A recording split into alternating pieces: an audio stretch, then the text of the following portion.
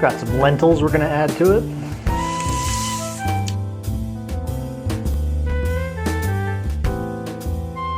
Alright, we've been boiling for about 20 minutes. 10 minutes on the potatoes and 10 minutes on the turkey. Now we're going to add our veggies.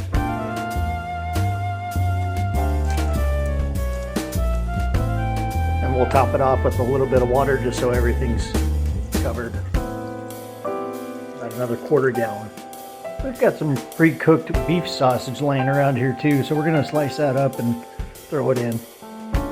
There's no real recipe here, guys. You can just kind of wing it, and it never really can turn out bad. Alright, we're going to add our sausage. Now that we got our sausage in there, we're going to let this come up to a rolling boil.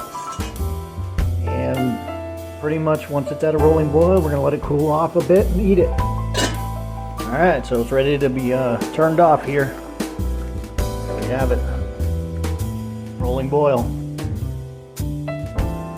Simple dinner, toast, a delicious vegetable sausage turkey soup, some fruit, and a nice pina colada drink.